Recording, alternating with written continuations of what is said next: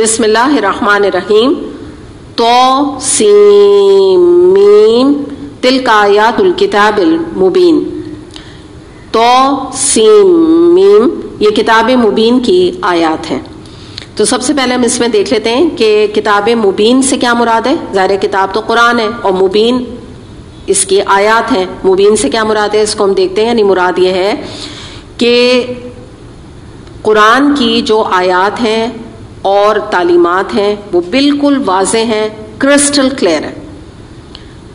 اس کتاب کی آیات ایسی ہیں کہ جو کہ اپنا مدعا صاف صاف کھول کر بیان کرتی ہیں, جسے پڑھ کر ہر انسان یہ سمجھ سکتا ہے کہ یہ آیات, یہ قرآن کس طرف ہمیں بلا رہا ہے, کس چیز سے یہ آیات روک رہی ہیں, کسے حق کہہ رہی ہیں, کسے باطل کہہ رہی ہیں, کیا گناہ ہے, کیا ثواب ہے, کیا بھلائی ہے, کیا برائی ہے.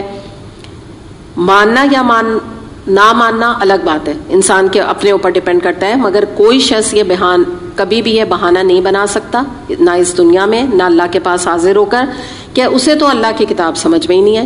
وہ معلوم ہی نہیں کر سکا کہ یہ کتاب کیا چھوڑنے کا حکم دے رہی ہے, کیا اختیار کرنے کی دعوت دے رہی ہے. دیکھیں اللہ نے رسول بھیج کر, مختلف انبیاء بھیج کر, پھر آخری میں نبی کریم صلی اللہ علیہ وسلم کو بھیج کر, دیگر کتابوں کے ساتھ آخری میں قرآن کریم بھیج کر اپنا حق ادا کر دیا. اللہ نے اس سے زیادہ کرسٹل کلیئر طریقے سے اور اتنی وضاحت کے ساتھ اپنی تعلیم اللہ تعالیٰ دے نہیں سکتے تھے. حق اللہ نے الحمدللہ ادا کیا ہے. تو بات یہاں پہ یہی ہے کہ نہ جانے, میں نے ابھی تھوڑی دیر پہلے بات کی, نہ جانے کتنے کورسز آج ہو رہے ہیں. تو یہ کوئی جا کے نہیں کہے گا کہ اللہ تعالیٰ مجھے تو ایڈریس ہی نہیں پتہ چلا, یا میں قرآن کی مجلس میں بیٹھتی تھی مجھے تو قرآن سمجھ نہیں آیا تو میں نے پڑھنا چھوڑ دیا. یہ نہیں کہہ سکتا کوئی. الحمدللہ آپ دیکھیں یہاں پہ آپ لوگ بھی قرآن پڑھ رہے ہیں اور اس سے پہلے بھی بیچز گزرے. میں آپ کو یہ بات کی دلیل کے ساتھ یعنی ایک بتا رہی ہوں بات کہ الحمدللہ میرے پاس آج تک کوئی اسٹوڈنٹ کلاس الحمدللہ یا آل کریڈٹ گوز ٹو اللہ سبحانہ تعالیٰ, اس میں کوئی میرا نہیں کمال, یہ اس قرآن کا ہے اور اللہ کا اللہ نہ کرے کہ میں اس لیے بات آپ کو بتا رہی ہوں. لیکن کوئی کبھی اسٹوڈنٹ آ کے یہ نہیں کہتا کہ یہ جو آپ نے آیت بتائی مجھے تو سمجھ ہی نہیں آ رہی ہے, میں تو بس قرآن کورس چھوڑ رہی ہوں, میرے سے نہیں کیا جا رہا. الحمدللہ اللہ کا احسان ہے. اور کوئی بھی صبح کے بھی جو کورس ہوتا ہے ریلا ہے, اس سے پہلے بنیاد تھا, میں گواہ ہوں اس بات کی, کبھی بھی نہیں کوئی اسٹوڈنٹ آ کے یہ سوال کرتا تھا, کیونکہ یہ قرآن کا معجزہ ہے. اللہ تعالیٰ کے بارے میں وہ حدیث میں آتا ہے نا کہ تمہیں ایک ہاتھ بڑھو گے تو میں 4 ہاتھ بڑھوں گا, تم آہستہ آہستہ آئے گا میں دوڑ کے تمہیں تھاموں گا. تو قرآن تو ایسے انسان کی ہدایت کی طرف رہنمائی کرتا ہے الحمدللہ. اے محمد صلی اللہ علیہ وسلم, شاید تم اس غم میں اپنی جان کھو دو گے کہ یہ لوگ ایمان نہیں لاتے. ہم چاہیں تو آسمان سے ایسی نشانی نازل کر سکتے ہیں کہ ان کی گردنیں اس کے آگے جھک جائیں. یہ نبی کریم صلی اللہ علیہ وسلم کی سنسیئرٹی اور محبت کی بات تھی کہ جب لوگ ایمان نہیں لاتے تھے تو آپ غم کا شکار ہو جاتے تھے. آپ کہتے تھے پتہ نہیں میرے پیغام پہنچانے میں کچھ کمی رہ گئی ہے, کوئی بتانے میں کمی رہ گئی ہے. تو اللہ تعالیٰ یہاں ان کو تسلی دے رہے ہیں اور کہہ رہے ہیں کہ آپ اپنے کو غم نہ لگائیں اور آپ اپنی جان کو نہ کھلائیں کہ یہ لوگ ایمان نہیں لاتے. یہ تو ان کا اپنا نصیب ہے, جس کو ہم کہتے ہیں نا کہ اٹس آور اون کریڈٹ.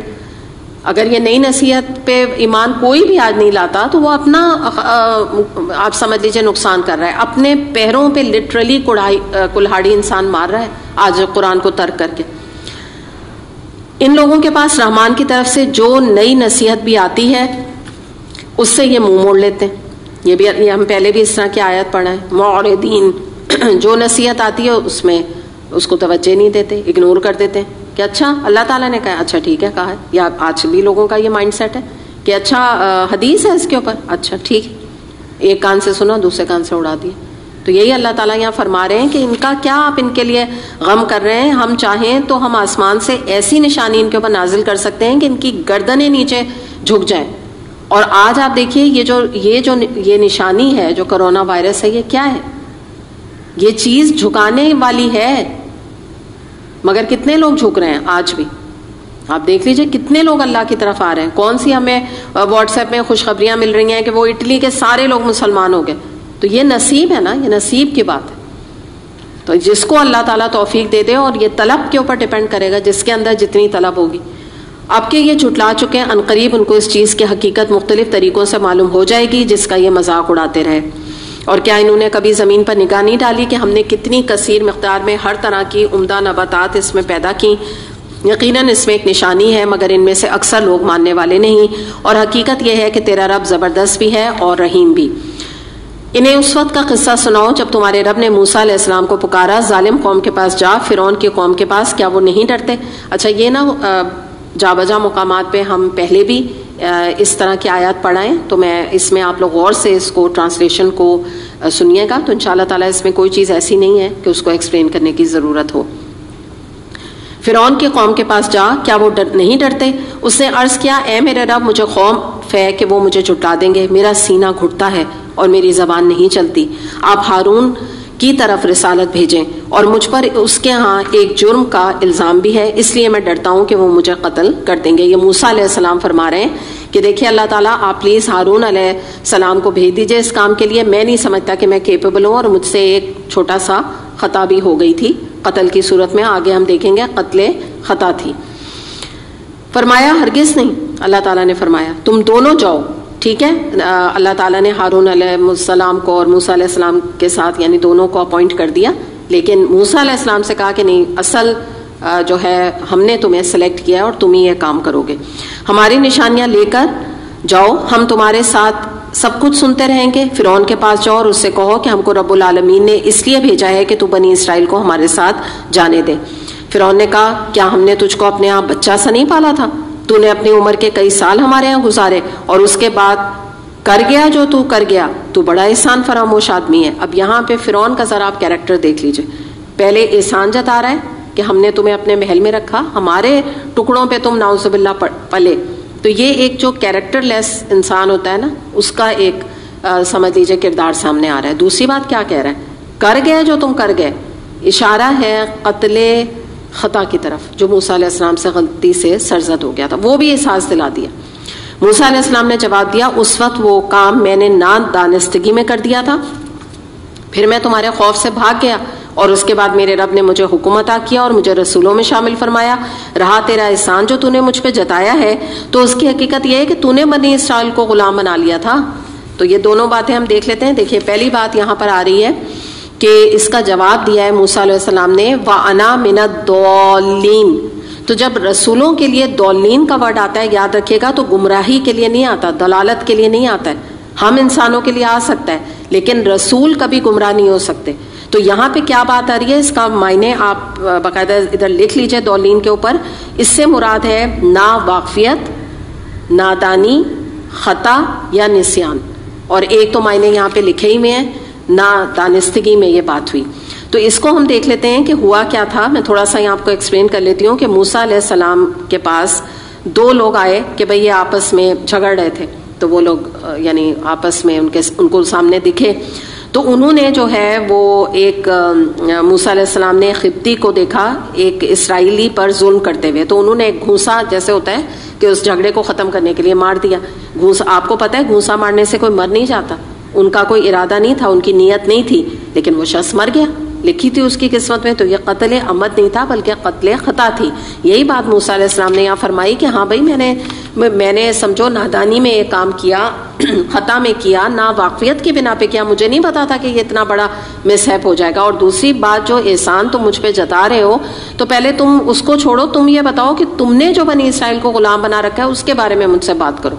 میں تو ٹھیک ہے تمہارے محل میں رہا، وہ تو سرکمسٹانسز ایسے ہو گئے تھے کہ مجھے تمہارے محل میں آنا پڑا۔ اور یاد رکھیے گا فرعون کو ایک نہیں تھا نا، اس کی تو پوری آگے نسلیں تھیں، تو اس کے بارے میں آتا ہے کہ یہ آگے اس کے جو ہے نا فرعون کی آگے کی نسل کا یہ چل رہی ہے، اس کی طرف اشارہ ہے جو اس سے بات چیت کر رہا ہے، یعنی اس کے آگے کی نسل کا آپ بیٹا سمجھ لیں یا جو بھی اس کے آگے کی نسل تھی۔ اچھا، اب اس کے بعد ہم یہاں پر دیکھتے ہیں ایک بات سمجھنے کی کہ اس نے تانا دیا ہے موسیٰ علیہ السلام کو ان کے قتل خطا کا۔ تو یاد رکھیں کہ اس سے ہمیں بہت بڑا سبق ملتا ہے کہ اگر کوئی بھی آپ کو کبھی آپ کے پرانی ماضی کا کوئی تانا دے تو آپ جو ہے وہ مثال کے طور پہ اپولوجیٹک نہ ہو نا، یعنی جیسے وہ کہے آپ تو پہلے حجاب نہیں کرتی تھی، آپ تو ایسے بے حجاب آنا پھرا کرتی تھیں، اب آپ بڑی باتیں کرتی ہیں یا لوگوں کو حجاب کے لیے کہتی ہیں۔ تو اس کے لیے ایک جملہ بول دیں کہ اس وقت مجھے قرآن کا علم نہیں تھا، الحمدللہ اب اللہ تعالیٰ نے مجھے ہدایت دے دی۔ تو ڈونٹ بی اپولوجیٹک، کوئی آپ کو ضرورت نہیں آپ ڈیفینڈ کریں اور آپ کہنے لگے نہیں میں تو ہمیشہ سے حجاب کری ہوں، جھوٹ بولنے کی کیا ضرورت ہے، کوئی انسان ماں کے پیٹ سے جو ہے وہ متقی اور پرہیزگار پیدا نہیں ہوتا، ہر ایک کو پتا ہوتا ہے، ہر ایک کا ایک پاسٹ ہوتا ہے، کوئی بات نہیں. ایون آپ کوئی پہلے ٹائٹ جینس بھی پہنتی تھی، سلیو لیس بھی پہنتی تھی، کوئی بات نہیں. کوئی یہ نہیں ہے کہ دیکھیں گناہوں کا تذکرہ پسندیدہ نہیں ہے دین میں، اللہ نے جو پردہ ڈال دیا اس کو پڑے رہنے دیں. لیکن اگر کوئی آگے بڑھ کے آپ کو مجلس میں یا کہیں پہ آپ کو ڈیگریڈ کرنے کی کوشش کرے تو آپ یہ جملہ بول دیں، اپولوجیٹک نہ ہو، جھوٹ نہ بولیں، کہہ دیں ہاں اللہ کا احسان، میں نے قرآن پڑھا، میں نے اپنا تزکیہ کیا اور الحمدللہ مجھے اللہ نے ہدایت دے دی، اب میں انشاءاللہ تعالیٰ ایسا کام نہ کروں گی اور اللہ مجھے معاف کر دے میرے پرانے گناہوں پہ. یہ جواب ہے اس کا. یہی موسیٰ علیہ السلام نے کانفیڈنس کے ساتھ فرعون کو جواب دیا. آگے فرعون نے دیکھیے کیا کہا. اور یہ رب العالمین کیا ہوتا ہے؟ یہ بھی ڈیگریڈ کرنے کا انداز ہے، مذاق اڑانا. یہ جاہلیت کی پکار ہے. ہر جاہل انسان اور آپ سمجھیے تکبر میں مبتلا اور ظلم کرنے والا اسی طرح کی باتیں کرتا ہے. رب العالمین کیا ہوتا ہے کہ کیا مراد ہے؟ یہ کیا تم اپنے اللہ اللہ تم نے لگایا ہوا ہے؟ جیسے نہیں آج بھی لوگ کہتے ہیں یہ کیا تم ہر وقت اللہ اللہ کرتے رہے، ہر وقت دعائیں ہمیں بتاتے رہتے ہو اور بھی چیزیں ہر وقت نماز پڑھنے کے لیے کہتے رہتے ہو، کوئی اور بھی بات کبھی کر لیا کرو. یہ کرتے ہیں لوگ، آج بھی کرتے ہیں. موسیٰ علیہ السلام نے جواب دیا آسمان اور زمین کا رب اور ان سب چیزوں کا رب جو آسمان اور زمین کے درمیان ہے، اگر تم یقین لانے والے ہو. بالکل بیسک سویٹ بیسک ٹروتھ فرعون کے سامنے رکھ دیا اور لاجک سے بات کی اور بات کہہ دی، سمپل بات کہ بھائی اللہ ہے، آسمانوں کا اور زمین کا بھی رب ہے، اگر تم یقین لے آؤ. ہمارا تو یقین اللہ پر ہی ہے. فرعون نے اپنے گرد و پیش کے لوگوں سے کہا سنتے ہو؟ موسیٰ علیہ السلام نے کہا تمہارا رب بھی ہو، تمہارے ان آباء و اجداد کا رب بھی جو گزر چکے. پھر انہوں نے موقت کی یہ بات کہ ہاں بالکل، نہ صرف وہ تمہارا رب ہے بلکہ تمہارے آباء و اجداد، تمہارے انسسٹرز کا بھی رب ہے. فرعون نے حاضرین سے کہا تمہارے یہ رسول صاحب جو تمہاری طرف بھیجے گئے ہیں بالکل ہی پاگل معلوم ہوتے ہیں، نعوذ باللہ. اب آپ دیکھیے یہ جہالت اور ڈیگریڈ دوسرے کو کرنا، مذاق اڑانا، تو ہم دیکھ رہے ہیں کہ کس قسم کے یہ فرعون کے اندر باتیں پائی جاتی تھیں. موسیٰ علیہ السلام نے کہا مشرق اور مغرب و جو کچھ ان کے درمیان ہے سب کا رب اگر آپ لوگ کچھ عقل رکھتے ہوں. فرعون نے کہا اگر تو نے میرے سوا کسی اور کو معبود مانا تو تجھے بھی اور ان لوگوں میں شامل کر دوں گا جو قید خانوں میں پڑے سڑ رہے ہیں. تھریٹ کر دیا فوراً. موسیٰ علیہ السلام نے کہا اگرچہ میں لے آؤں تیرے سامنے ایک سرے چیز بھی. فرعون نے کہا اچھا تو لے آؤ اگر تم سچے ہو. اس کی زبان سے یہ بات نکلتے ہی موسیٰ علیہ السلام نے اپنا عصا پھینکا اور یکا یک وہ ایک سرے اژدہا تھا. پھر اس نے اپنا ہاتھ بغل سے کھینچا اور وہ سب دیکھنے والوں کے سامنے چمک رہا تھا. یہ کچھ معجزات ہیں جو اللہ تعالیٰ نے دیے تھے موسیٰ علیہ السلام کو. فرعون اپنے گرد و پیش کے سرداروں سے بولا یہ شخص یقیناً ایک ماہر جادوگر ہے، چاہتا ہے کہ اپنے جادو کے زور سے تم کو تمہارے ملک سے نکال دے. اب بتاؤ تم کیا حکم دیتے ہو؟ انہوں نے کہا اسے اور اس کے بھائی کو روک لیجئے اور شہروں میں ہر کارے بھیج دیجئے کہ ہر سیانے جادوگر کو آپ کے پاس لے آئیں. چنانچہ ایک روز مقررہ وقت پر جادوگر اکٹھے کر لیے گئے اور لوگوں سے کہا گیا تم اجتماع میں چلو گے، شاید کہ ہم جادوگروں کے دین ہی پر رہ جائیں اگر وہ غالب رہے. جب جادوگر میدان میں آئے تو انہوں نے فرعون سے کہا ہمیں انعام تو ملے گا اگر ہم غالب رہے. اس نے کہا ہاں، اور تم تو اس وقت مقربین میں شامل ہو جاؤ گے. موسیٰ علیہ السلام نے کہا پھینکو جو تمہیں پھینکنا ہے. انہوں نے فوراً اپنی رسیاں اور لاٹھیاں پھینک دیں اور بولے فرعون کے اقبال سے ہم ہی غالب رہیں گے. یعنی وہ نہیں کہتے جے فلاں کی یا فلاں کا نام اونچا ہو تو فرعون کا نام لے کے انہوں نے یہ بات کی. پھر موسیٰ علیہ السلام نے اپنا عصا پھینکا، یک وہ ان کے جھوٹے کرشموں کو ہڑپ کرتا چلا گیا. اس پر سارے جادوگر بے اختیار سجدے میں گر پڑے. فَأُلْقِيَ السَّحَرَةُ سَاجِدِينَ قَالُوا آمَنَّا بِرَبِّ الْعَالَمِينَ، اور بول اٹھے کہ مان گئے ہم رب العالمین کو، موسیٰ اور ہارون علیہ السلام کے رب کو. تو اب ہم یہ دیکھتے ہیں کہ یہ جادوگروں کو یہ پتہ چل گیا تھا کہ موسیٰ علیہ السلام نے جو عصا پھینکا ہے یہ جادو نہیں ہے، کیونکہ وہ خود جادوگر تھے، وہ جادو کی حقیقت جانتے تھے. چنانچہ انہوں نے رب کو پا لیا اور over night instant transformation in کے اندر آیا. تو اب ہم یہ دیکھتے ہیں کہ دیکھیں دنیا میں نا مختلف قسم کے لوگ آپ کو ملیں گے جو جب اللہ کی آیات ان کے سامنے پڑھی جاتی ہیں یا قرآن کا کورس وہ کرتے ہیں یا قرآن سنتے اور پڑھتے ہیں تو یا تو وہ اوور نائٹ چینج ہو جاتے ہیں، اور بعض لوگ ان میں سے ہوتے ہیں جو بیبی سٹیپس لے کے سالوں میں آہستہ آہستہ اپنے کو تبدیل کرتے ہیں. لیکن کچھ لوگ ایسے ہوتے ہیں فاستبقوا الخیرات کی پیروی کرنے والے کہ they have no time to waste, تو وہ 3 سیڑھیاں ایک ساتھ چڑھ جاتے ہیں. کچھ لوگ جو ہے ایک ایک سٹیپ بائی سٹیپ آگے بڑھتے ہیں، میں بتا رہی ہوں نا بیبی سٹیپ لیتے ہیں. تو اگر آپ مجھ سے پوچھیں تو آئی ایم فار دیم، کہ جو تیزی سے یہ مراحل طے کرتے ہیں اور اپنی مہلت کو ضائع نہیں کرتے، کیونکہ انسان کے پاس جب ایک اپارچونٹی آتی ہے ہدایت کی صورت میں، قرآن کی صورت میں، تو ASAP as soon as possible اس کو انسان گریب کر لے، کیونکہ کوئی پتہ نہیں کہ کل انسان نے اس کو ڈیلے کیا، اس کورس کو ڈیلے کیا، قرآن کی تعلیم کو ڈیلے کیا، تو کیا پتہ کوئی وقت ایسا آ جائے کہ انسان کا دل بدل جائے، دل ہی نہ چاہے، اللہ کی طرف سے توفیق چھن جائے، کوئی اپنی بیماری آ جائے، کوئی ایسی وبا آ جائے جو آج کل آپ دیکھ رہے ہیں، چاہتے ہوئے بھی آپ بتائیے کہ ہم اپنی قرآن کلاسز جو ہے وہ پریمیسز میں نہیں کرا سکتے. تو یہ ہو گئی نا بات. جنہوں نے یہ سوچا کہ ابھی زندگی بہت پڑی ہے اور اس سال نہیں اگلے سال نہیں پھر اگلے سال کر لیں گے کورس، ہم کہاں جا رہے ہیں، یہ کلاسز کہاں جا رہی ہیں، یہ انسٹیٹیوٹ قائم ہے، ایسے ہی چلتا رہے گا، یوں ہی کام ہوتا رہے گا. تو آپ دیکھ لیجئے. تو آپ اپنے کو خوش قسمت سمجھیے کہ آپ نے اپنے آپ کو کم سے کم اس کورس میں اپنے کو رجسٹر کرا لیا کہ الحمدللہ آپ اسی کے مسافر ہیں اللہ کے احسان سے. تو بات یہی ہوتی ہے کہ ہمیں نہیں پتا، اپنی بیماری چھوڑیں. اس وقت تو جو لوگ صحت مند بھی ہیں وہ بھی تو انہوں نے اپنے آپ کو ایک طرح سے سیلف کوارنٹین کیا ہوا ہے. جو ہمارا آج یہاں پر جو ایک طرح سے آفیشلی جو گورنمنٹ کے احکامات ہیں وہ ایسے ہی ہیں. تو کیا توفیق رہی نا. پھر یہ کہ بعض دفعہ انسان نیکی کی چیزوں کو بھول بھی جاتا ہے کہ کسی نے کہا میں نیکسٹ ایئر کورس کر لوں گی، پتہ چلا کورس کا اناؤنسمنٹ بھی ہو گیا، کورس ختم بھی ہو گیا، ان کو یاد ہی نہیں. میرے پاس ایسے فون آتے ہیں، وہ کہتے ہیں او ہمیں تو پتہ ہی نہیں چلا، اچھا کورس ہو بھی گیا، 20 پارے بھی ہو گئے، ہمیں تو پتہ ہی نہیں چلا. تو ایسا بھی ہوتا ہے، نسیان ہے انسان کے اندر اور شیطان خوب بھلاتا ہے. اس کے علاوہ کیا ہے، شیطان راستے کا بیریئر بن جاتا ہے. ابھی تم بہت ینگ ہو، یا ابھی تم بہت ایجڈ ہو، یا ابھی تمہیں گھر میں بہت کام ہے، یا تم بچوں کو دیکھو ان کی ذمہ داری تم پر زیادہ ہے، اور جب بچوں کی شادی ہو جائے تو کورس کرنا، فلاں فلاں فلاں فلاں، ایک لمبی لسٹ انسان کے سامنے رکھ دیتا ہے. تو میں تو اسی فیور میں ہوں کہ انسان کو جب کبھی اللہ کی طرف سے کوئی بھی اپارچونٹی ملے اس کو ہیرو کی طرح پریشیس سمجھے انسان. اور ایک اور بات آپ کو میں یہاں بتا دوں کہ ہدایت کے حصول کے لیے یا قرآن کے کورس کے لیے استخارہ کرنے کی ضرورت نہیں ہوتی.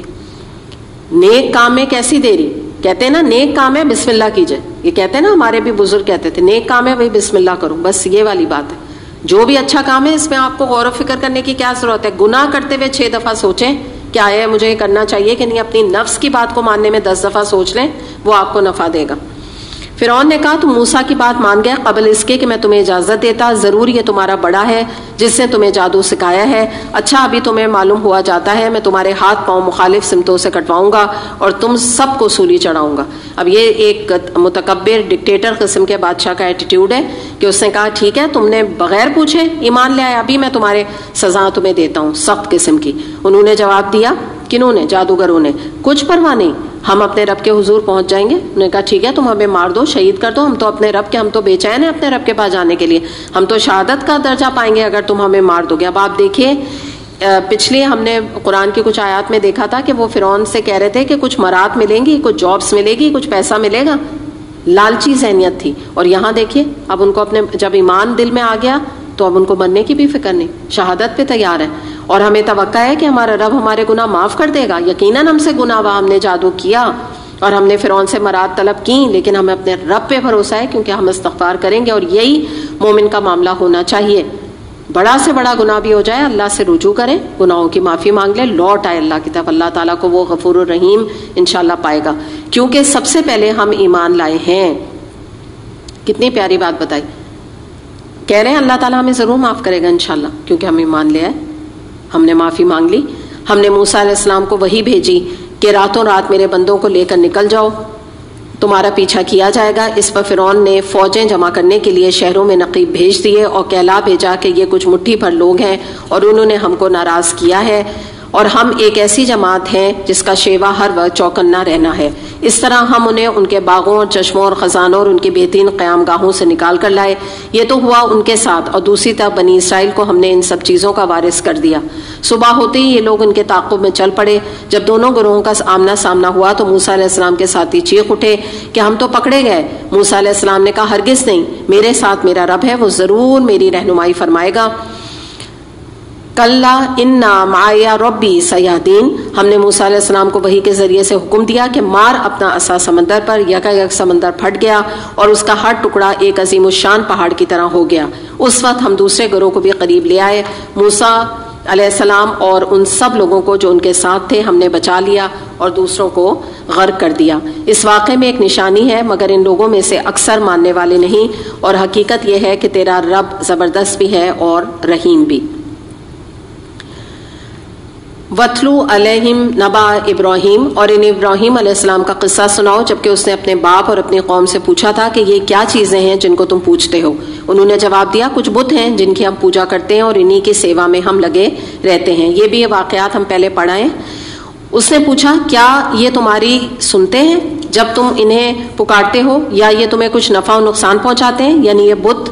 انہوں نے جواب دیا، ان کے قوم نے، نہیں بلکہ ہم نے اپنے باپ دادا کو ایسے ہی کرتے پایا۔ اس پر ابراہیم علیہ السلام نے کہا، کبھی تم نے آنکھیں کھول کر ان چیزوں کو دیکھا بھی جن کی بندگی تم اور تمہارے پچھلے باپ دادا بجا لاتے رہے؟ تو انشاءاللہ تعالیٰ آج ہم آیت نمبر 7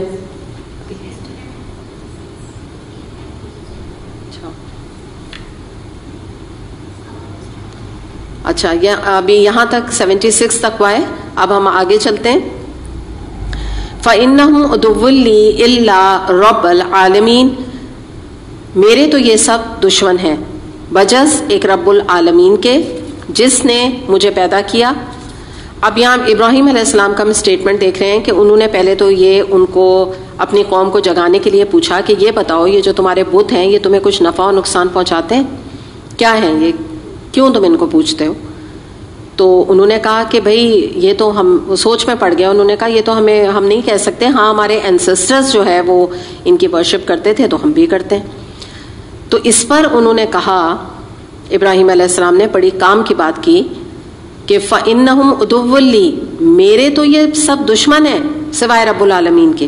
کیا مراد ہے یہاں پر کہ انہوں نے یہ فرمایا، جیسے ابراہیم علیہ السلام نے، آپ کو یاد ہے ہم نے پہلے پچھلے پاروں میں کیا تھا کہ انہوں نے اپنے والد سے کہا تھا کہ آپ شیطان کی بندگی نہ کیجئے، تو یہاں پر بھی وہ یہ کہہ رہے ہیں کہ دیکھو میں تو یہ غور کرتا ہوں اور مجھے یہ نظر آتا ہے کہ اگر میں تمہارے جو یہ بت ہیں ان کی میں پرستش کرنے لگوں گا تو میری دنیا اور آخرت دونوں برباد ہو جائیں گی، اور ان کی عبادت کو میں تو بے نفع اور جس کو کہتے ہیں نا کہ نقصان کا باعث سمجھتا ہوں، اور حقیقت اس سے بڑھ کر ہے کہ میں تو ایسا سمجھتا ہوں کہ اگر میں نے ان کی پوجا کی تو یہ تو ایسا ہے جیسے میں اپنے دشمن کو پوج رہا ہوں۔ تو انہوں نے دشمن کا لفظ کیوں استعمال کیا ہے؟ کیونکہ مراد کیا ہے کہ اگر میں نے تمہاری اپنے قوم کی پیروی کی تو یہ جو پرستش ہے یہ میری دنیا اور آخرت تباہ کر دیں گے۔ اور آپ یہ بتائیے کہ جو بھی کسی کو کوئی نقصان پہنچائے، اس کی دنیا کا نقصان کرے، اس کی آخرت کا نقصان کرے، تو وہ تو دشمن ہی ہوتا ہے نا۔ تو اسی کا ذکر یہاں انہوں نے کیا۔ اور یہاں پہ ہم یہ دیکھتے ہیں کہ سورہ مریم آیت نمبر 81-82 میں بھی آتا ہے کہ انہوں نے اللہ کے سوا اور دوسرے معبود بنا لیے تاکہ وہ ان کے لیے ذریعہ قوت ہوں، ہرگز نہیں، ان قریب وہ وقت آئے گا جبکہ وہ ان کی عبادت کا انکار کر دیں گے اور الٹے ان کے مخالف ہوں گے، یعنی قیامت کے روز وہ ان کے خلاف گواہی دیں گے اور صاف کہیں گے کہ نہ ہم نے اس سے کبھی کہا کہ ہماری عبادت کرو اور نہ ہمیں خبر کہ ہماری عبادت کرتے تھے۔ تو یہ تو ایسے بت ہیں، ایسے جو ہے وہ پرستش کرنے والے ہاتھ کے بنائے ہوئے بت ہیں جن کا کہ ابراہیم علیہ السلام نے انکار کیا۔ اور پھر اللہ تعالیٰ کی تعریف فرمائی کہ میرا رب، میں تو اپنے رب کو مانتا ہوں۔ کیوں؟ خلقنی فہوا یہدین، اس نے مجھے پیدا کیا، والذی ہوا یطعمنی ویسقین، پھر وہی میری رہنمائی فرماتا ہے اور وہی مجھے کھلاتا اور پلاتا ہے، وَإِذَا مَرِضْتُ فَهُوَ یشفین، اور جب میں بیمار ہو جاتا ہوں تو وہی مجھے شفا دیتا ہے، وَالَّذِي یُمِیتُنی ثُمَّ یحیین، جو مجھے موت دے گا اور پھر دوبارہ مجھے زندگی بخشے گا۔ تو یہاں رک کے ہم یہ دیکھتے ہیں کہ یہ جو بات آ رہی ہے اس پر ہم تھوڑا بات کریں گے کہ وَإِذَا مَرِضْتُ فَهُوَ یشفین، کہ جب میں بیمار ہوتا ہوں تو مجھے شفا دیتا ہے۔ تو اس بات کو آپ دیکھیں کہ یہ ابراہیم علیہ السلام کی جو یہاں بات ہے کہ بیماری کو انہوں نے اپنے سے جوڑا اور شفا کو اللہ سے لنک کیا، تو یہ دراصل اللہ کا لحاظ اور اللہ کا اکرام کرنا ہوتا ہے، اور جن کو اللہ سے دل سے محبت ہوتی ہے وہی یہ رویہ اختیار کرتے ہیں۔ اللہ سے جو دور لوگ ہیں وہ ان باتوں کو نہیں سمجھ سکتے، یعنی مراد کیا ہے کہ انہوں نے کہا کہ ہاں اللہ تعالیٰ میں نے کچھ بد پرہیزی کی ہوگی، میں نے کچھ غلط کھا لیا ہوگا، میں نے کچھ بد احتیاطی کر لی ہوگی، کچھ اپنا خیال نہیں رکھا ہوگا، کچھ اور میں نے غلط بات کی ہوگی، تو یہ میری غلطی ہے، یہ جو بیماری مجھ پر آئی ہے میری غلطی کی وجہ سے آئی، اور ہاں میری تکلیف کو دور کرنے والا، مجھے شفا دینے والا، میرے مرض میں مجھے سکون پہنچانے والا وہ تو میرا رب ہے۔ کتنی پیاری بات ہے نا۔ تو بس یہ تو جو اللہ سے جس کا تعلق ہو وہی یہ بات اپنی زبان سے نکال سکتا ہے، اور اس کے بارے میں بہت ہی پیاری ایک حدیث ہے جو میں یہاں پر آپ کے سامنے کوٹ کر رہی ہوں، حاکم کی حدیث ہے، حدیث قدسی ہے یہ۔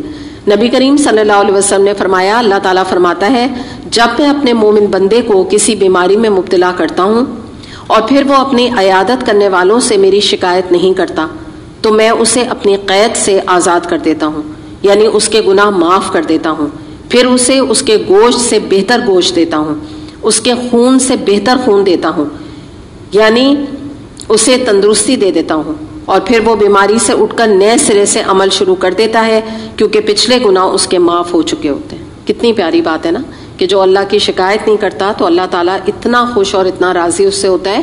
اور بات کیا ہوتی ہے کہ بیمار بھی ہونا تو ہم ہمیشہ یہ کہیں الحمدللہ، ہاں ٹھیک ہے آپ کہہ سکتے ہیں میں ڈاکٹر کو دکھا رہی ہوں، میرا علاج ابھی چل رہا ہے، کچھ بہتری ہے، اب آپ بھی اللہ سے دعا کریں، لیکن یہ نہ کہہ کہ دیکھو اللہ نے مجھے کس حال پہ پہنچا دیا، دیکھو اللہ نے میرے ساتھ کیا کیا، اللہ معاف کرے میں تو ایسا تڑپ رہی ہوں، ایسی بری بیماری مجھے لگا دی، یہ نہ کہیں کبھی بھی، یہ اللہ کی شکایت میں بات آ جاتی ہے۔ اور میں نے آپ سے کہا نا بس یہ تو اللہ سے محبت رکھنے والے بندے ہی اس کو سمجھ سکتے ہیں۔ اس کے علاوہ آپ دیکھیں بخاری میں بھی جو یہ دعا آتی ہے نبی کریم صلی اللہ علیہ وسلم بیمار لوگوں کو دیا کرتے تھے، لا بأس طہور انشاءاللہ، کوئی حرج نہیں، یہ بیماری انشاءاللہ تمہارے لیے گناہوں سے پاک ہونے کا ذریعہ بنے گی۔ تو جب بھی انسان جائے تو جو بھی کوئی مریض ہو تو ان کو یہ دعا دے سکتے ہیں، ان کا دل بڑھانے کے لیے اور دل جوئی کے لیے۔ اور اس کے علاوہ بھی بہت ساری دعائیں آتی ہیں، نیچے شفا کے کارڈز اویلیبل ہیں، تو وہ آپ ضرور آپ کے پاس ہونا چاہیے کہ ایسے موقع پر کوئی بھی بیماری کے موقع پہ آپ مختلف دعائیں آتی ہیں نبی کریم صلی اللہ علیہ وسلم کی بھی، تو وہ ہم اللہ تعالیٰ سے ہم بھی مانگ سکتے ہیں۔ آگے بات کہی کہ وہی مجھے موت دیتا ہے اور وہی مجھے دوبارہ زندگی بخشے گا، یعنی مراد یہ ہے کہ اگر ایک مطلب یہاں یہ بھی نکلتا ہے کہ میں تو اللہ سے دعا مانگ رہا ہوں، ٹھیک ہے نا، اللہ تعالیٰ شفا دیتا ہے، لیکن اگر مجھے شفا آپ میں نہ ہو سکا اور اس بیماری میں مجھے موت آ گئی تو کوئی بات نہیں، انا للہ و انا الیہ راجعون، لوٹ کے تو اللہ کے پاس جانا ہے، امید تو مجھے اللہ سے شفا کی ہے، لیکن موت بھی وہی دے گا۔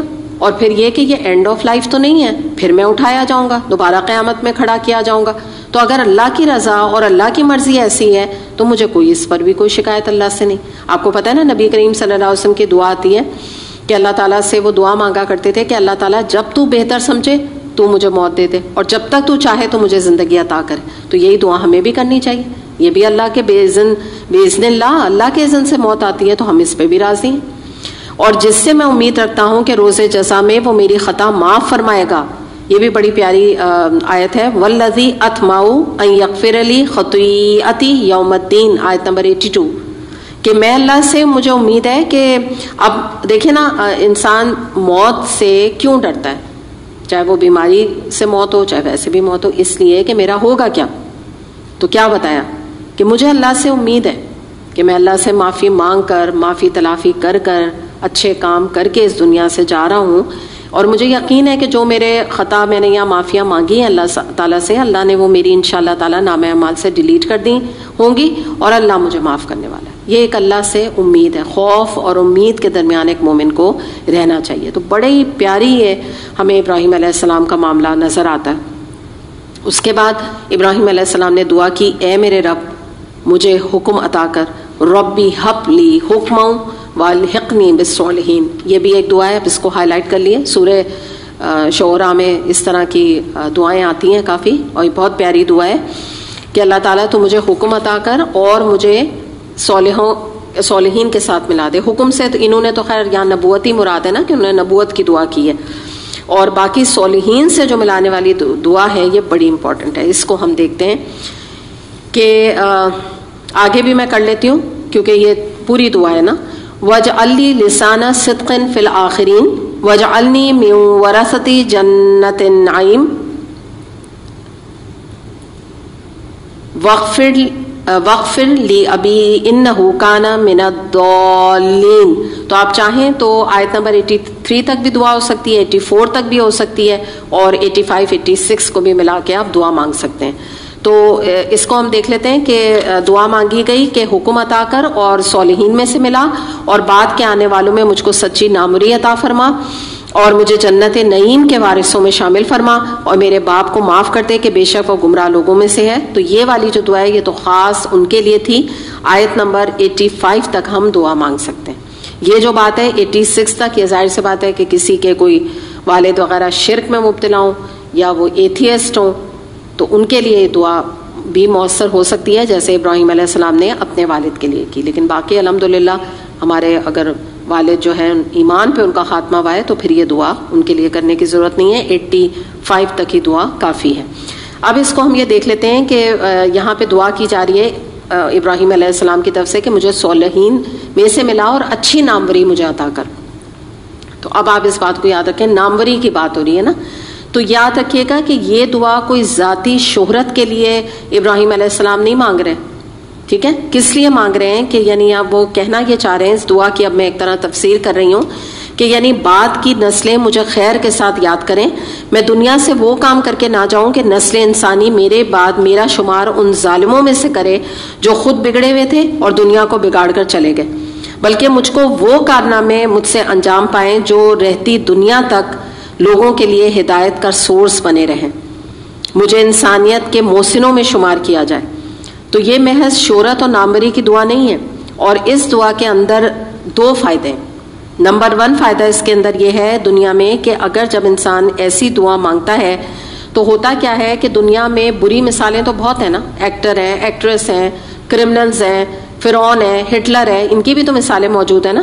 تو جہاں بری مثالیں ہیں وہاں پہ ہمیں کچھ اچھے رول ماڈل بھی ہمارے سامنے ہونے چاہیے کہ جن کو دیکھ کر بری مثالوں کے مقابلے میں نیک مثالیں ہمارے سامنے ہوں, جس سے آگے والی نسلیں بھلائی کا سبق لیں اور وہ ہدایت کی راہ پہ لگیں. دوسری بات یہ ہے کہ دوسرا فائدہ اس کا کیا ہوگا کہ آخرت میں یہ دعا مانگنے کا فائدہ یہ ہے کہ ایک آدمی کی چھوڑی ہوئی کوئی بھی نیکی جو وہ پیچھے چھوڑ کر جاتا ہے, قیامت تک اس کی چھوڑی ہوئی نیکی سے جتنے لوگ بھی ہدایت پائیں گے اس کا ثواب اس شخص کو بھی ملے گا, اور قیامت کے روز اس کے اپنے اعمال کے ساتھ کروڑوں اور لاکھوں یا پتہ نہیں کتنے 100 بندگان خدا کی ایک گواہی بھی ان کے حق میں موجود ہوگی کہ وہ دنیا میں بھلائی کے چشمے رواں کر کے آیا ہے, جس سے کہ نسل در نسل سیراب ہوتی چلی گی نیکیوں میں. تو اس سے ہمیں پتہ چلتا ہے ابراہیم علیہ السلام اپنی ذاتی بڑائی نہیں چاہ رہے بلکہ وہ دین کی بڑائی چاہ رہے ہیں, اور اسی کے لیے وہ دعا مانگ رہے ہیں. تو یہ ہم اپنے لیے بھی دعا مانگیں کہ اللہ تعالیٰ مجھے صالحین میں ملا. صالحین سے مراد یہ کہ اللہ تعالیٰ خاتمہ ہمارا ایمان پہ ہو, صالح لوگوں کا ساتھ ہمیں نصیب ہو, اور بعد میں آنے والوں میں سچی نامری یعنی بعد کی نسلیں, بعد کے ہمارے اسٹوڈنٹس, بعد کی ہماری اولاد ہمیں اچھے نام سے یاد کرے کہ بھئی یہ ہمیں کوئی اچھی بات بتا کے گئے, یہ ہمارے استاد تھے, یہ قرآن کی کوئی بات ہمیں بتا کے گئے. دیکھیے ایکٹریس جو ہوتی ہے وہ آگے اپنی بچیوں کو بھی ایکٹریس بنا کے جاتی ہے, اور آگے جو دیگر آنے والے نئے لوگ ہوتے ہیں ان کو ایکٹریس کی تعلیم دیتے ہیں, ان کے بھی ادارے ہوتے ہیں. تو یہ تو ایسی چیز ہے نا کہ یہ تو ایسا کام ہے کہ خود بھی بگڑے اور پیچھے معاشرے کو بھی بگاڑ کے چلے گئے, گناہ جاریہ. اور صدقہ جاریہ کیا ہے کہ یہ دعا ہم مانگیں کہ اللہ تعالیٰ ہمیں سچی نامری ملے, اللہ نہ کرے ہمارا نام گناہوں کی ترویج کرنے میں نام نہ آئے بلکہ نیکیوں کی ترویج اور نیکیوں کو سپورٹ کرنے میں ہمارا نام لکھا جائے. اور جنت کے وارثوں کی جو بات ہے تو اللہ تعالیٰ ہم جنت کے وارث تو ہمیں بنا. جنت نعیم بھی بہت بڑی جنت کا نام ہے. نبی کریم صلی اللہ علیہ وسلم نے فرمایا کہ جنت ناگوار چیزوں سے گھیری گئی ہے اور جہنم خوشگوار چیزوں سے گھیری گئی ہے. اسے مسلم نے روایت کیا. اس کے علاوہ ترمذی میں حدیث آتی ہے, نبی کریم صلی اللہ علیہ وسلم نے فرمایا کہ غربا اور مساکین امیروں سے 500 سال پہلے جنت میں جائیں گے کیونکہ ان کا حساب کتاب ظاہر ہے آسان ہوگا. تو آگے ہم اس کو یہاں تک دیکھ لیتے ہیں کہ اس کے بعد انہوں نے اپنے باپ کے لیے دعا کی کہ اللہ تعالیٰ میرے باپ کو معاف کر دے, بے شک وہ گمراہ لوگوں میں سے ہے. ظاہر سبھی کو پتہ ہے کہ ان کے باپ عازر تھے, وہ بت تراش تھے اور بت پرست بھی تھے, تو ان کے لیے دعا کی. اور جب اللہ تعالیٰ نے بعد میں ان کو ان کے باپ کے لیے معافی مانگنے سے منع کر دیا تو اس کے بعد انہوں نے معافی نہیں مانگی. اور مجھے اس دن رسوا نہ کر جب سب لوگ زندہ کر کے اٹھائے جائیں گے. یہ بھی دعا کی کہ اللہ تعالیٰ آخرت کے دن جب سب لوگ ہوں گے تو میں کوئی ایسا کام کر کے نہ آ جاؤں کہ جو ہے کچھ ان میں ایسے گناہ ہوں کہ جن کو کہ دیکھ کر میں اتنے سارے لوگوں کے آگے شرمندہ ہوں. اور یوم لا ينفع مال ولا بنون الا من اتى الله بقلب سلیم. اور یہ وہ دن ہوگا نہ کوئی مال فائدہ دے گا نہ اولاد بجز اس کے کہ کوئی شخص قلب سلیم لیے ہوئے اللہ کے حضور حاضر ہوگا. تو اس کو ہم یہ دیکھ لیتے ہیں کہ اگلی بات یہ بتائی گئی کہ یہ وہ دن جو آنے والا ہے اس دن نہ مال کام آئے گا نہ اولاد, صرف قلب سلیم لیے ہوئے جو شخص آئے گا وہ اللہ کے حضور حاضر ہوگا, وہ کامیاب ہوگا. اور جب کبھی بھی ابراہیم علیہ السلام کا ذکر کیا جاتا ہے تو قلب سلیم کا ذکر کیا جاتا ہے. اور یہاں پہ بس ہم یہ دیکھ لیتے ہیں کہ قلب سلیم سے کیا مراد ہے. اس سے مراد یہ ہے کہ جس شخص کا قلب سلیم ہے تو اس کے اندر کیا کیا کوالٹیز ہیں.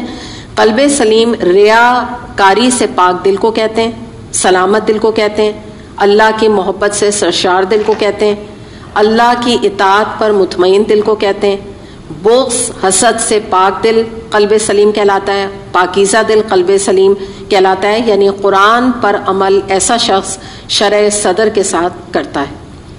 چلیں آج اتنے ہی کریں گے.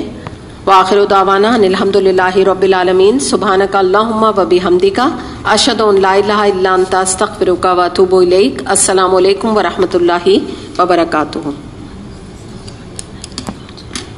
احمدہ ونصلی علی رسولہ الکریم. اما بعد فاعوذ باللہ من الشیطان الرجیم. بسم اللہ الرحمن الرحیم. رب اشرح لی صدری ویسر لی امری واحلل عقدۃ من لسانی یفقہوا قولی. آمین یا رب العالمین.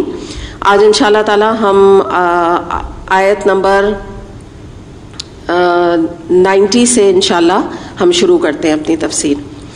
وَأُزْلِفَتِ الْجَنَّةُ لِلْمُتَّقِينَ وَبُرِّزَتِ الْجَحِيمُ لِلْغَاوِينَ وَقِيلَ لَهُمْ أَيْنَ مَا كُنتُمْ تَعْبُدُونَ. اس روز جنت متقیوں کے قریب لے آئی جائے گی اور دوزخ بہکے ہوئے لوگوں کے سامنے کھول دی جائے گی اور ان سے پوچھا جائے گا کہ اب کہاں ہیں وہ جن کی تم اللہ کو چھوڑ کر عبادت کیا کرتے تھے؟ کیا وہ تمہاری کچھ مدد کر رہے ہیں یا خود اپنے بچاؤ کر سکتے ہیں؟ پھر وہ معبود اور یہ بہکے ہوئے لوگ اور ابلیس کے لشکر سب کے سب اس میں اوپر تلے دھکیل دیے جائیں گے. وہاں یہ سب آپس میں جھگڑیں گے اور یہ بہکے ہوئے لوگ اپنے معبودوں سے کہیں گے کہ اللہ کی قسم ہم تو سرے گمراہی میں مبتلا تھے جبکہ تم کو رب العالمین کی برابری کا درجہ دے رہے تھے, اور وہ مجرم لوگ ہی تھے جنہوں نے ہم کو اس گمراہی میں ڈالا. اب نہ ہمارا کوئی سفارشی ہے اور نہ کوئی جگری دوست. کاش ہمیں ایک دفعہ پھر پلٹنے کا موقع مل جائے تو ہم مومن ہوں. تو اب یہاں پہ ہم یہ دیکھ لیتے ہیں کہ یہ ذکر کیا جا رہا ہے قیامت کے دن کا ایک نقشہ اللہ تعالیٰ ہمارے سامنے کھینچ رہے ہیں, اور یہ لیڈرز اور فالوورز کی بات ہے. آپ سمجھ لیجئے کہ جو معبود ہوتے ہیں نا, جو بت ہوتے ہیں, بت اور ان کے جو پجاری ہیں ان کی بات ہے, یا قبر والے جو ہیں وہ اور ان کے مرید ان کی بات ہے. تو یہ آپس میں بلیم کاؤنٹر بلیم کریں گے. کس طرح سے کہ جیسے یہاں پر آ رہا ہے نا کہ وہ کہیں گے کہ بھائی آپ نے تو ہمیں گمراہی میں ڈال دیا, یعنی اپنے لیڈر سے کہہ رہے ہیں نا, اپنے قبر والوں سے کہہ رہے ہیں, اپنے اولیاء سے کہہ رہے ہیں. تو اسی طرح کی ایک آیت سورہ احزاب آیت نمبر 67-68 میں آتی ہے, اور وہ کہیں گے اے رب ہم نے اپنے سرداروں اور بڑوں کی اطاعت کی, انہوں نے ہمیں سیدھے رستے سے بھٹکا دیا. اے رب انہیں دگنا عذاب دے اور ان پر سخت لعنت کر. تو آپ یہ دیکھ رہے ہیں کہ یہ وہ لوگ تھے کہ جنہوں نے, ان لوگوں نے دنیا میں اولیاء کو یا قبر والوں کو اللہ کے برابر سمجھ لیا اور انہی کو راضی کرتے زندگی گزار دی, جس کو شرک جلی بھی کہتے ہیں, شرک فی الاطاعت بھی کہتے ہیں. جب آپ لیڈرز کی یا چند لوگوں کی اطاعت کرتے ہیں تو اللہ کے مقابلے میں زیادہ اطاعت کرتے ہیں, تو شرک فی الاطاعت بھی اس کے اندر شامل ہو جاتی ہے. اور دوسری بات ایک اور ہمیں آیت ملتی ہے سورہ حامیم السجدہ آیت نمبر 29 میں بھی آتا ہے کہ کافر اس وقت کہیں گے کہ اے پروردگار ان جنوں اور انسانوں کو ہمارے سامنے لا جنہوں نے ہمیں گمراہ کیا تھا, تاکہ ہم انہیں پاؤں تلے رون ڈالیں اور وہ پست و ذلیل ہو کے رہیں. اب آپ دیکھیں دنیا میں تو ان کی حامی میں اور ان کے تکریم میں ان کے ماتھے چومتے تھے, اپنی جبیں جو ہے ان کے قبروں پہ لگاتے تھے, اور جو پیر ہوتے ہیں ان کے آگے بھی سجدے کرتے ہیں, ان کے پاؤں چھوتے ہیں, اور اس دن دیکھیں کیسی بات ان کے بارے میں کریں گے. تو اس کے بارے میں پھر ہم دیکھ لیتے ہیں کہ یہ جو بات ہے اس پر ہم بات کرتے ہیں کہ اور نہ اس دن کوئی جگری دوست ہی کام آئے گا. تو اس کو ہم دیکھتے ہیں سورہ زخرف آیت نمبر 67 میں آتا ہے کہ اس روز دوست ایک دوسرے کے دشمن ہوں گے سوائے متقین کی دوستیاں قائم رہیں گی. یعنی جو بھی دنیا میں دوست تھے وہ اس دن دشمن ہو جائیں گے, کیونکہ ان کی دوستی اللہ کی نافرمانی پر تھی نا, تو وہ تو ایک دوسرے کے دشمن ہو جائیں گے. آپ سمجھ رہے ہیں نا, وہ بلیم کاؤنٹر بلیم کریں گے. دوستوں کا بھی ہے, بری صحبت کا بھی یہ معاملہ ہوگا, جیسے یہاں لیڈرز اور فالوورز کا ہے, ایسے دوست بھی ایک دوسرے کو بلیم کریں گے کہ تمہاری وجہ سے یہ بات ہو گئی, تمہاری وجہ سے ہم اس حال پر پہنچ گئے, تم نے ہمیں موٹیویٹ کیا گناہوں کے اوپر, سوائے متقین کے. اور جو متقین کی دوستی کیوں قائم رہے گی؟ کیونکہ انہوں نے تو ایک دوسرے کو قرآن پڑھنے پر, نیکی کے کاموں پر, فاستبقوا الخیرات کے معاملے میں ایک دوسرے کو بیک اپ کیا, ایک دوسرے کو انکریج کیا, تو وہ تو ایک دوسرے کو شکریہ ادا کریں گے, جزاک اللہ کہیں گے کہ بھائی تمہاری وجہ سے اللہ کا شکر ہے کہ اچھی صحبت سے ہم بچ گئے, ہمارا تو الحمدللہ آخرت سنور گئی, کیونکہ تمہارے کہنے سے مثال کے طور پہ ہم نے قرآن کورس کر لیا, تمہارے کہنے سے ہم نے جو ہے فلاں نیکی کا کام کر لیا, تمہارے کہنے سے ہم نے صدقہ خیرات دے دیا, تم نے ہمیں بتایا تو ہم نے واقعی استغفار کرنے لگے, ہمیں تو پتہ بھی نہیں تھا کہ توبہ بھی کرنی چاہیے مثال کے طور پہ. تو الحمدللہ یہ دوستیاں قائم رہیں گی. آگے جو یہ بات ابھی میں نے آپ کے سامنے رکھی کہ یہ بات آ رہی ہے کہ کاش وہ ریگریٹ کریں گے کچھ لوگ اس روز کہ ہمیں پلٹنے کا موقع مل جائے تو ہم مومن بن جائیں. اور پیچھے سے ذکر آ رہا ہے تو اگر آپ اٹیچ کریں تو یہی وہی لوگ ہیں جنہوں نے اپنے لیڈرز کو جو ہے وہ الہ بنا دیا تھا. تو دیکھیں یہ جو مومن والی بات ہے نا کہ اس دن جا کے ریگریٹ کر کے اپنے آپ کو بڑا آنر سمجھ رہے ہیں کہ کاش ہم مومن بن جائیں. تو دیکھیں آج تو ہمارے پاس, میں یہ نہیں کہتی کتنی مہلت ہے, لیکن جو بھی مہلت ہے تو کیوں نہ دنیا میں اسی وقت اور ابھی انسان مومن بن جائے نا. اب تو وقت بھی اتنا فتنے کا ہے. یہی بات میں نے کل بھی آپ لوگوں سے کی تھی کہ اب بھی نہیں پلٹیں گے تو کب پلٹیں گے؟ اللہ معاف کرے. اور کون سی چیز, کون سی اتنی بڑی آفت ہمیں اب ہلائے گی اس سے زیادہ بڑھ کے؟ اللہ تعالیٰ محفوظ رکھے ہمیں, اس سے بڑھ کے بھی کون سی آفت آ سکتی ہے؟ آپ اس وقت سوچیں نا. تو یہی والی بات ہے کہ اس کے لیے دعا کیا کیجئے کہ مجھے موت نہ آئے مگر اس حال میں کہ میں مومن ہوں. جیسے یہ سورہ البقرہ آیت نمبر 132 میں بھی آیت آتی ہے فَلَا تَمُوتُنَّ إِلَّا وَأَنْتُمْ مُسْلِمُونَ, کہ تمہیں موت نہ آئے مگر اس حال میں کہ تم مسلمان ہو. تو آپ اسی کو دعا کو یوں کر لیجئے کہ مجھے موت نہ آئے کہ مگر اس حال میں کہ میں مومن ہوں یا میرا خاتمہ ایمان پر ہو. تو بات یہ ہے کہ دیکھیں مومن ہوتا ہی وہ ہے جو اپنے آپ کو اللہ کے آگے جھکا دے, ٹوٹل سرنڈر, ٹوٹل سبمیشن اللہ کے سامنے کر دے. تو اسی کا ذکر جو ہے وہ یہاں کیا جا رہا ہے اور اسی کے بارے میں یہاں پر بتایا جا رہا ہے. اس کے بعد اس کے حوالے سے ہم کچھ احادیث بھی دیکھ لیتے ہیں کہ جو یہاں پر بات ہو رہی ہے مومن کی. طبرانی میں یہ حدیث آتی ہے, معاذ بن جبل رضی اللہ عنہ سے روایت ہے, رسول اللہ صلی اللہ علیہ وسلم نے فرمایا کہ اللہ کی اطاعت میں مر جانا اس زندگی سے بہتر ہے جو اللہ کی نافرمانی میں بسر ہو. تو واقعی یہ حقیقت ہے. دوسرے یہ کہ ایک اور یہ مستدرک حاکم میں یہ حدیث آتی ہے کہ ایک شخص نے رسول اللہ صلی اللہ علیہ وسلم سے پوچھا کہ ایمان کیا ہے؟ تو آپ صلی اللہ علیہ وسلم نے فرمایا کہ جب تم کو اپنے اچھے عمل سے خوشی ہو اور برے کام پر تمہیں رنج ہو تو تم مومن ہو. اور تیسری حدیث ہمیں مشکات میں ملتی ہے کہ کوئی شخص مومن ہو نہیں سکتا جب تک اس کا ارادہ اور اس کا نفس میری لائی ہوئی ہدایت کے تابع نہیں ہو جاتا. اس سے کیا مراد ہے حدیث سے؟ یعنی نبی کریم صلی اللہ علیہ وسلم کی لائی ہوئی ہدایت کیا ہے؟ قرآن کریم ہے.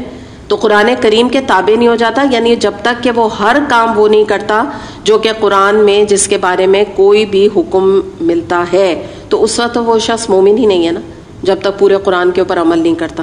تو اس سے ہمیں پتہ چل رہا ہے کہ ہم مومن کب بنیں گے؟ جب ہمارا جو فعل ہے یا ہمارا عمل ہے وہ قرآن کے مطابق انشاءاللہ ہو جائے گا.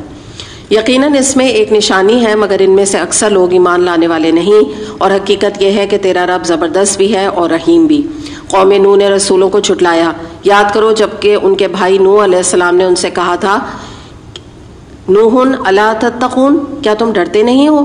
میں تمہارے لیے ایک امانت دار رسول ہوں. لہٰذا تم اللہ سے ڈرو اور میری اطاعت کرو. میں اس کام پر تم سے کسی اجر کا طالب نہیں، میرا اجر تو رب العالمین کے ذمے ہے. بس تم اللہ سے ڈرو اور بے کھٹکے میری اطاعت کرو. تو یہاں جو بات ڈرنے کی آ رہی ہے تو اس کو ہم دیکھتے ہیں کہ پہلی ایک حدیث ترمذی میں آتی ہے. نبی کریم صلی اللہ علیہ وسلم نے فرمایا کہ بلکہ ان سے پوچھا گیا کہ کس عمل کی وجہ سے لوگ جنت میں زیادہ داخل ہوں گے، تو آپ نے فرمایا کہ ان کے اخلاق اور ان کے تقوی کی وجہ سے. تو اس سے ہمیں پتہ چلتا ہے کہ یہ نوح علیہ السلام نے بھی اپنے قوم سے یہ کہا تھا کہ تم جو یہ شرک کرتے ہو یا اللہ کی نافرمانی میں تم ملوث ہو. یاد رہے آپ کو یہ بات کہ نوح علیہ السلام کی جو قوم تھی وہ پہلی قوم تھی جس نے شرک کا ارتکاب کیا، یعنی یہ جو ہے آپ سمجھ لیے پائنیئر تھے شرک کے. تو نوح علیہ السلام نے کہا کیا تم ڈرتے نہیں ہو، تمہیں کوئی خوف نہیں ہے کسی قسم کا؟ تو اس سے ہمیں پتہ چلتا ہے کہ دیکھیں اللہ کا ڈر پازیٹیو ہے، جو ڈر گیا وہی بچے گا. جیسا کہ ایک اور حدیث آتی ہے، نبی کریم صلی اللہ علیہ وسلم سے لوگوں نے پوچھا کہ اے اللہ کے رسول صلی اللہ علیہ وسلم، لوگوں میں سب سے زیادہ معزز کون ہے؟ تو آپ نے فرمایا جو ان میں سب سے زیادہ اللہ سے ڈرنے والا ہو. اسے بخاری اور مسلم نے روایت کیا. پھر اس کے بعد ترمذی کی ایک حدیث آتی ہے تقوی کے حوالے سے کہ آپ صلی اللہ علیہ وسلم نے فرمایا کہ جہاں بھی تم رہو اللہ سے ڈرتے رہو، برائی کے بعد نیکی کر لو، وہ برائی کو مٹا دے گی. یعنی یہ کہ دیکھو پہلی بات تو اللہ کا تقوی اختیار کرو، ٹھیک ہے، یہ بات حدیث میں کہی جا رہی ہے. دوسری بات یہ ہے کہ تم سے اگر بحیثیت انسان باوجہ نسیان باوجہ خطا کوئی گناہ سرزد ہو گیا تو استغفار تو پہلی اسٹیپ ہے. پھر کیا ہے، کوئی نیکی کر لو، کوئی صدقہ دے دو، کوئی اللہ کی راہ میں کسی کی مدد کر دو، کوئی جو ہے نوافل کا اہتمام کر لو، کوئی نفلی روزے رکھ لو کہ اللہ تم سے خوش ہو جائے اور وہ تمہاری برائی کو مٹا دے. اچھا، پھر جو یہاں بات آ رہی ہے ابھی جو میں نے تلاوت کی، یہ آیت نمبر 110 کو دیکھ لیجئے. فَاتَّقُوا اللَّهَ وَأَطِيعُونِ، تو تم اللہ سے ڈرو اور بے کھٹکے میری اطاعت کرو. اب یہاں رک کے ہم یہ دیکھ لیتے ہیں کہ آپ یہ بتائیے کہ کیا قرآن اور رسول کی اطاعت الگ ہے؟ یہ تو ہمیں بہت بڑا یہاں پہ انکشاف ہو رہا ہے کہ دونوں جڑے ہوئے ہیں، کیونکہ رسول اتھارٹی ہیں اور اب تو نبی کریم صلی اللہ علیہ وسلم آخری جو رسول کی حیثیت سے آئے تو ان کی بات دراصل اللہ کی بات ہے. تو یہ یہاں پہ رسول اپنی شخصی اطاعت کی بات نہیں کر رہے ہیں، کیونکہ یہ بات یاد رکھیے گا کہ قرآن میں اسی وجہ سے جا بجا مقامات پر اطیعوا اللہ و اطیعوا الرسول آتا ہے. کوئی وجہ ہے نا، کیونکہ رسول اور خاص طور پہ اس وقت ہم نبی کریم صلی اللہ علیہ وسلم کی بھی بات کریں، باقی بھی تمام رسول ان میں شامل ہیں، وہ اپنے دل سے اللہ نہ کرے کوئی بات نہیں کرتے تھے، اللہ تعالیٰ کی ویریفیکیشن کے ساتھ بات کرتے تھے. تو ان کی بات کس کی بات ہوتی تھی؟ اللہ کی بات. تو یہی یہاں بات ہے کہ یہاں پہ یہ بتایا جا رہا ہے کہ نبی کریم صلی اللہ علیہ وسلم دراصل یہی فرما رہے ہیں کہ میری دعوت اللہ کی بات ہے، اللہ کا حکم ہے، میری ذاتی بات نہیں. یعنی اگر نبی کریم صلی اللہ علیہ وسلم کے لیے چاہے ہم یہ بات کہیں، چاہے اب یہ جو ہم بات کر رہے ہیں نوح علیہ السلام کا واقعے کے حوالے سے، تو ان کی بھی بات یہی ہے کہ وہ یہی کہہ رہے ہیں کہ بھئی میری اطاعت کرو. یعنی مراد یہ کہ میں جو بات تمہیں بتا رہا ہوں کہ وہ اللہ کی بات سے الگ بات نہیں ہے. تو اس لیے ہمیں آج بھی نبی کریم صلی اللہ علیہ وسلم کی پیروی اور اتباع کرنا ہے، کیونکہ کوئی رسول کوئی نبی اپنے نفس سے کوئی بات نہیں کر سکتے. اس بات پر ایمان لانا آپ سمجھ دیجئے ہمارے مومن ہونے کا یا مسلمان ہونے کا ایک حصہ ہے. انہوں نے جواب دیا کیا ہم تجھے مان لیں حالانکہ تیری پیروی ذلیل ترین لوگوں نے اختیار کی. نوح علیہ السلام نے کہا میں کیا جانوں کہ ان کے عمل کیسے ہیں، ان کا حساب تو میرے رب کے ذمہ ہے، کاش کچھ تم شعور سے کام لو. اچھا، یہ ان کا آپ کو پتہ ہے یہ کفار کا بھی طریقہ تھا. ان کے بڑے بڑے جو قریش کے سردار تھے وہ بھی غریب مسلمانوں کو ڈیگریڈ کرتے تھے اور کہتے تھے یہ کیسی دعوت ہے تمہارے ایسے غریب لوگ بلال جیسے جن کے پاس نہ پیسہ نہ کچھ، غلام وہ بیٹھے ہوئے. اور یہی چیز یہاں بھی ان کے بھی نظر آ رہی ہے کہ نوح علیہ السلام کی جو قوم کے لوگ ہیں وہ کہہ رہے ہیں کہ تمہاری تو پیروی جو ہے نا یہ سارے معاشرے کے گھٹیا ترین غریب ترین لوگ کرتے ہیں، تو یہ تمہارا دین میں کچھ ہمیں جان نہیں نظر آتی. تو انہوں نے فرمایا کہ کاش تم شعور سے کام لو، میرا یہ کام نہیں کہ جو ایمان لائیں ان کو میں دھتکار دوں، میں تو بس ایک صاف متنبع کرنے والا آدمی ہوں. اچھا، انہوں نے کیا فرمایا کہ بھئی میرا یہ کام نہیں، مجھے تو اللہ تعالیٰ نے دنیا میں کوئی امیر اور غریب کی ہدایت کے حوالے سے تقسیم نہیں رکھی، بلکہ نبی کریم صلی اللہ علیہ وسلم پر بھی ایمان لانے والے یاد رکھیے گا کہ پہلے تو چھوٹے ینگ لوگ تھے، ینگ لوگ تھے، علی رضی اللہ عنہ ان میں شمار ہوتے. اور یہ جو ہے ابو بکر رضی اللہ عنہ تھے. اس کے علاوہ جو ہے آپ کے اوپر ایمان لانے والے کوئی بہت بڑے شروع میں معاشرے کے بہت امیر لوگ نہیں تھے. قریش کے تو سردار مان کے ہی نہیں دیتے تھے اور آخری وقت تک نہیں مانے وہ. تو یہ کوئی کرائٹیریا تھوڑی ہے کہ کوئی جو امیر ہے تو بس وہی ہدایت کے قابل ہے اور جو غریب لوگ اگر ہدایت لے رہے ہیں تو ان کو کوئی ڈیگریڈ کیا جائے. اور اس کے حوالے سے ہم دیکھ بھی دیتے ہیں سورہ عبسہ آیت نمبر 5 سے 13 میں آتا ہے کہ اے محمد صلی اللہ علیہ وسلم جس نے بے نیازی برتی تم اس کے پیچھے پڑتے ہو. یہ اشارہ آپ کو پتہ ہے قریش کے سرداروں کی طرف ہے. حالانکہ اگر وہ نہ سترے تو تم پر اس کی کیا ذمہ داری ہے. یعنی اللہ تعالیٰ فرما رہے ہیں کہ یہ قریش کے سردار جو اتنا تکبر کرتے ہیں, اتنا کانسیٹ میں گرفتار ہیں, تو وہ نہ سترے تو تمہاری کوئی ذمہ داری نہیں ہے. اور جو تمہارے پاس دوڑا آتا ہے اس حال میں کہ وہ اللہ سے ڈر رہا ہے, تم اس سے بے رخی برتتے ہو, ہرگز نہیں. یہ تو ایک نصیحت ہے, جس کا چاہے جی وہ اسے قبول کر لے.